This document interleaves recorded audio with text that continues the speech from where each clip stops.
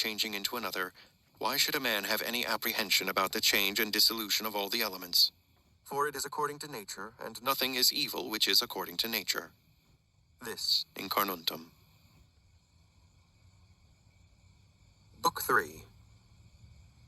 We ought to consider not only that our life is daily wasting away, and a smaller part of it is left, but another thing also must be taken into the account, that if a man should live longer, it is quite uncertain whether the understanding will still continue sufficient for the comprehension of things, and retain the power of contemplation which strives to acquire the knowledge of the divine and the human.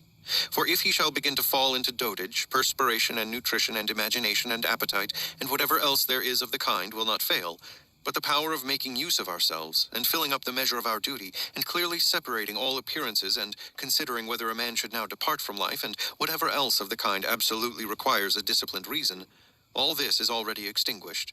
We must make haste then, not only because we are daily nearer to death, but also because the conception of things and the understanding of them cease first.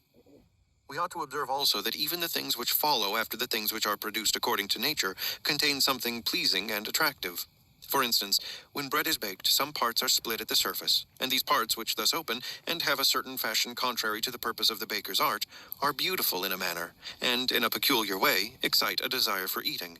And again, figs, when they are quite ripe, gape open, and in the ripe olives, the very circumstance of their being near to rottenness adds a peculiar beauty to the fruit.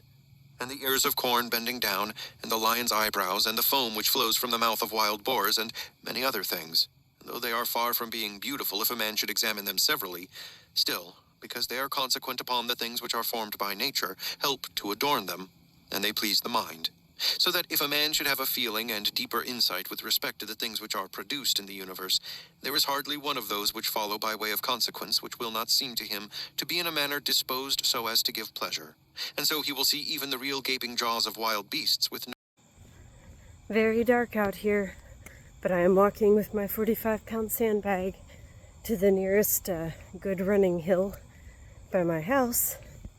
And it looks like it's about a 9.5 minute walk to get there between my basement steps and the hill.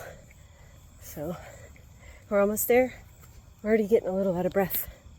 But the October full harvest moon is super cool, and yeah, there's not much to see here.